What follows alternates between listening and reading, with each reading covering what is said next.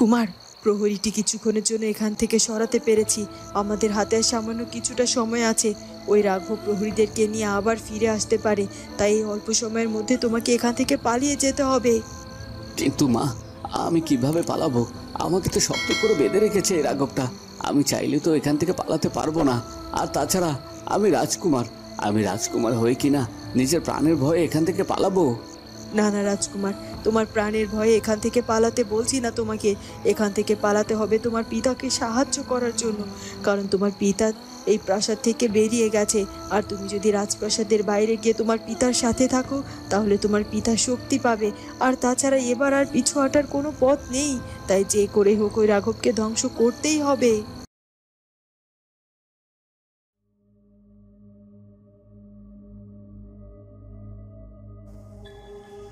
যাক, অবশেষে আমি আমার কুমারকে এই রাজপ্রাসাদ থেকে সাবধানে বের করতে পেরেছি। আমার মনে হয় আর একটু দেরি না করে ও ঠিক এই রাজপ্রাসাদ থেকে বেরিয়ে ওর পিতামশাইকে খুঁজে তার কাছে যাবে। আর ওর পিতামশাই ওকে পেয়ে আরও অনেক বেশি শক্তি পাবে। আর আমার মনে হয় এবার আমাদের এইভাবে ওই রাঘবের হাতে বন্দী হয়ে থাকতে হবে না। এ কথা বলে রানী তার স্বস্তির নিঃশ্বাস ফেলতে না ফেলতেই রাঘব সেখানে তার প্রহরীকে নিয়ে এসে হাজির হয়। আর সেখানে এসে রাজকুমারকে কোথাও দেখতে পায় না। একে, আমার বন্দি কোথায়? ওকে তো আমি এখানে বেঁধে রেখে গিয়েছিলাম, কিন্তু এখানে নেই। এখানে নেই কেন? এই যে প্রহরী, তুমি আমার সাথে কেন গিয়েছিলে? আমি তো তোমাকে আমার সাথে যেতে বলিনি। তোমাকে বলেছিলাম এদের পাহারা দিতে, আর তুমি কেন এদেরকে পাহারা না দিয়ে এখান থেকে চলে গিয়েছিলে? আর এখান থেকে গিয়েও তো আমার লাভ হয়নি। কোনো না কোনো একজন লোককে ধরে আমাকে এখান থেকে নিয়ে গিয়েছিল, আর তারপরও এখানে এসে দেখি তুমি নেই। আর সাথে সাথে আমার বন্দিটা এখানে নেই।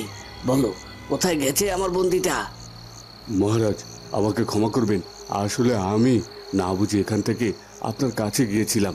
আর তাছাড়া ওই বন্দিটার তো হাত পা বাঁধা ছিল, আর রানীমাও তো হাত পা বাঁধা ছিল। আমি বুঝতে পারিনি যে ওই বন্দিটা হাত পা বাঁধা অবস্থায় পালিয়ে যেতে পারে। আর তাছাড়া রানীমাও আমাকে বলল যে আপনার কাছে যেতে, আর তাই তো আমি গিয়েছিলাম। রানীমা যেটাই বলুক না কেন, তুমি কেন তার কথা শুনতে গেলে? আমি তো তোমাকে আদেশ করেছিলাম এখানে থাকার জন্য। তারপরও তুমি আমার কথা না শুনে রানীমার কথা শুনেছো। দাঁড়াও, তোমার ব্যবস্থা আমি পরে করছি। এখন যাও, অন্য সব প্রহরীদেরকে নিয়ে দেখো আমার বন্দিটা কোথায় গেল, আর ওকে যত তাড়াতাড়ি সম্ভব খুঁজে বের করো। আর রানীমার সাথে বোঝাপড়াটা আমি সেরে নিচ্ছি। এরপর রাঘবের কথায় প্রহরী সেখান থেকে চলে যায় রাজকুমারকে খুঁজে বের করার উদ্দেশ্যে।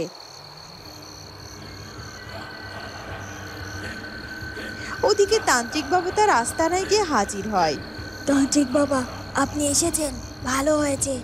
আমি এতটা সময় আপনার জন্য অপেক্ষা করছিলাম। তান্ত্রিক বাবা, আপনি কি আপনার কাজে সফল হয়ে ফিরেছেন?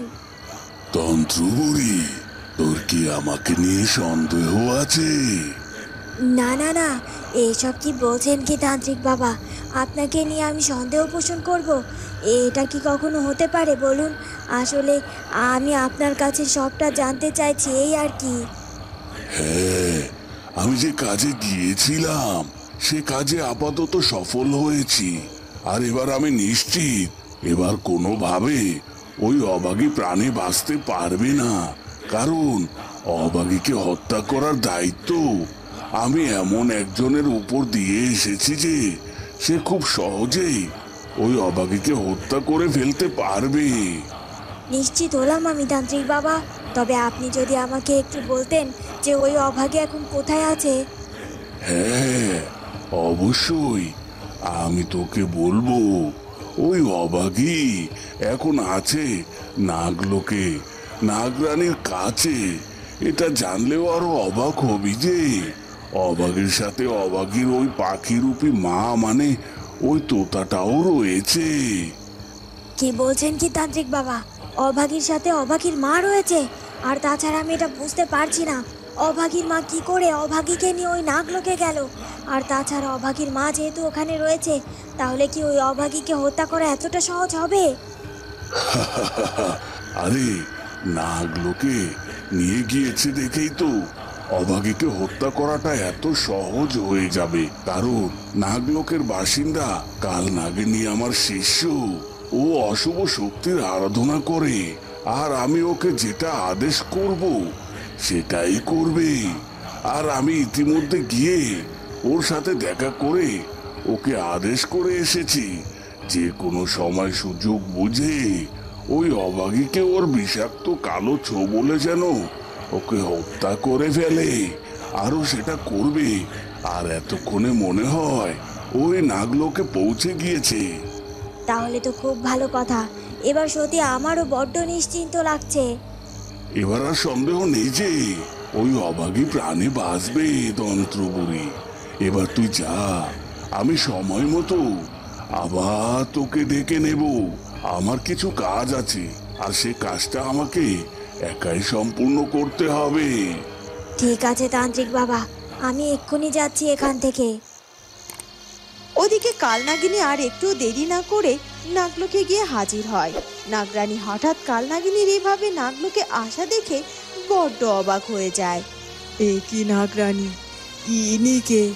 আর এই নাগলোকেই বা কি করছেন? আপনি চিন্তা করবেন না, উনি হলো কালনাগিনী। ওনার সাথে সম্পর্কটা আমার খুব একটা ভালো নয়। তারপরও উনি যদি নাগলোকে আসে তাহলে তো ওনাকে আমি বাধা দিতে পারি না। কিন্তু ওনার এভাবে নাগলোকে আসাটা আমার কাছে যে মোটেও শোভনীয় লাগছে না। ওনার নাগলোকে ঢুকতে দেখেই আমার মনটার মধ্যে কেমন যেন একটা কামড় দিল। মনে হলো উনি নিশ্চয়ই এখানে এসেছে কোনো অঘটন ঘটাতে। আসলে কালনাগিনীর কাজই হলো অঘটন ঘটানো। তবে আপনি এতটা চিন্তা করবেন না যে ও আমার নাগলোকে এসে ও এখানে অঘটন ঘটিয়ে যাবে। তাছাড়া আমি তো স্বয়ং এখানে আছি। দাঁড়ান, আমি যাই, ওর সাথে একটু কথা বলে দেখি ও কি কারণে এখানে এসেছে। হ্যাঁ হ্যাঁ, এমনিতেই আমার অবাগী শরীরের এই অবস্থা। আমার মনে হয় আমার অবাগী জ্ঞান ফিরে না আসা পর্যন্ত ওনার এখানে না থাকাটাই ভালো। ঠিক আছে, আমি দেখছি কি করা যায়। ওদিকে কালনাগিনী এসে চারদিকটা খেয়াল করে আর দেখতে পায় যে একটি মেয়ে অচেতন অবস্থায় সেখানে শুয়ে আছে। কালনাগিনীর আর বেশি একটা বুঝতে বাকি থাকে না যে যে শুয়ে আছে সেই মেয়েটি অভাগী। এই তো নাগলোকে এসেই সব কিছু আমার চোখের সামনে পরিষ্কার হয়ে গেছে। ওই যে ওখানে যে মেয়েটা ওভাবে অচেতন হয়ে শুয়ে আছে, তার মানে কি ওটাই অভাগী?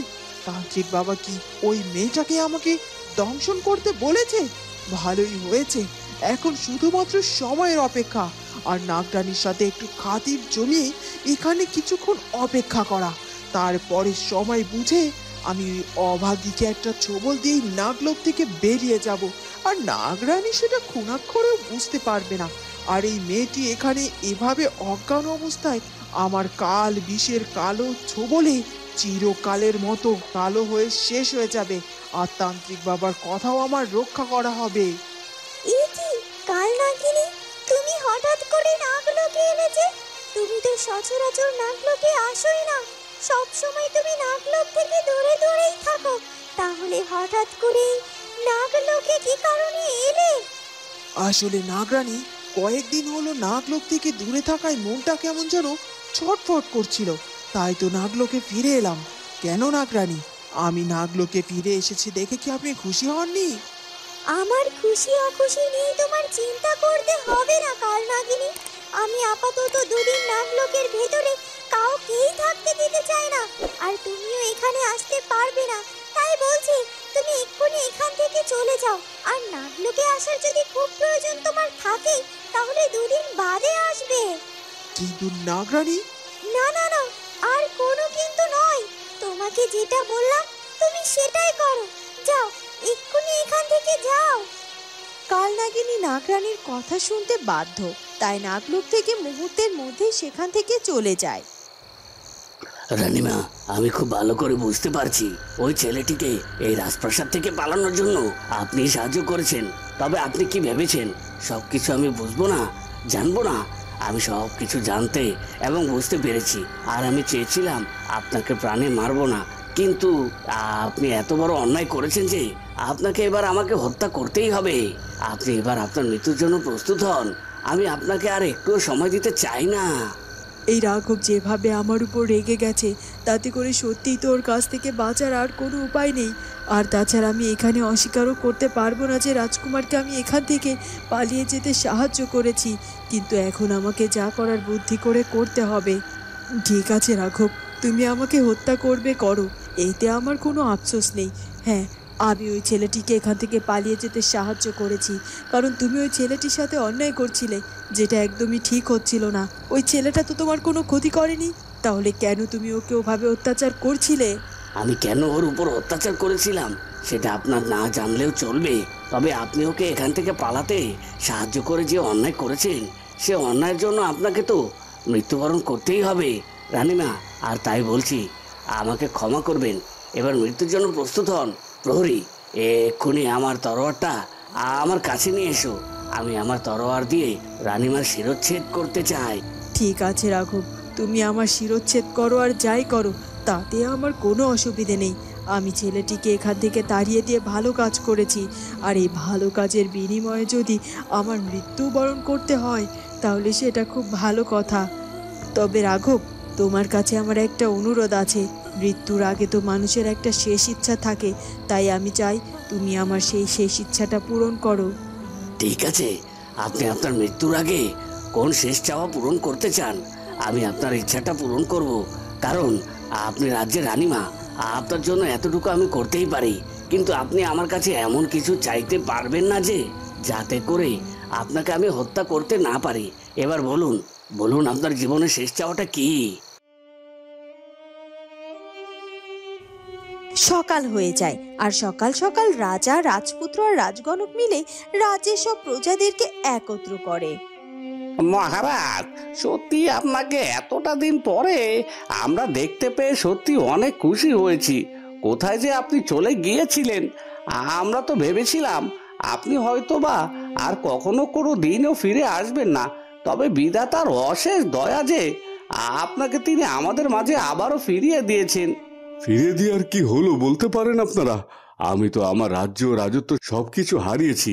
ওই রাঘব সবকিছু আমার কাছ থেকে কেড়ে নিয়েছে, আমার রাজ পরিবারকে বিচ্ছিন্ন করে ফেলেছে। জানি না ওর হাত থেকে আমার রাজ্যকে আর আমার রাজ পরিবার এবং আপনাদের সবাইকে মুক্ত করতে পারবো কিনা। মহারাজ, আপনি চিন্তা করবেন না, আমরা এই রাজ্যের প্রজারা সবাই আপনার পাশে আছি।